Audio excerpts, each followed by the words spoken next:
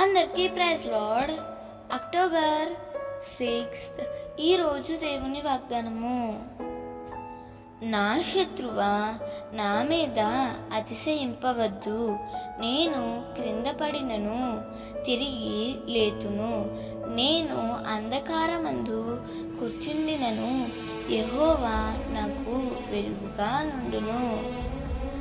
మీకా 7:8. పడిపోవడం అనేది 2 రకాలుగా ఉంటుంది. ఒకటి శారీరకంగా పడిపోవడం, 2 ఆత్మీయంగా పడిపోవడం.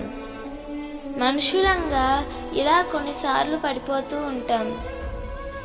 అయితే చిన్నపిల్లలు పడిపోతున్నప్పుడు తల్లిదండ్రులు అలా వదిలేరు, కానీ తిరిగి లేపి నిలబెట్టి నడిపిస్తారు.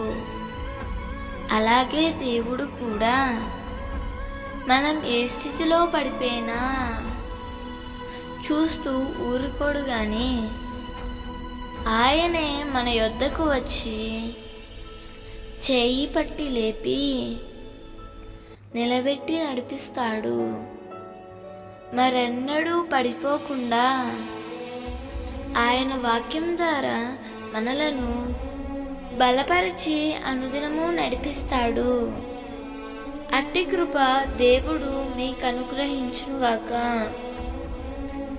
దేవుడు ఈ వాగ్దానము నీ జీవితంలో నిశ్చయముగా నెరవేర్చునుగాక. ఆమేన్. ఈ వాగ్దానం మీకు దీవెనగా ఉన్నట్లయితే తప్పకుండా మీ బంధువులకు, స్నేహితులకు షేర్ చేయండి, లైక్ చేయండి, ఆమెనని కామెంట్ చేయండి. ప్రభు పనిలో పాలుభాగస్తులు కండి.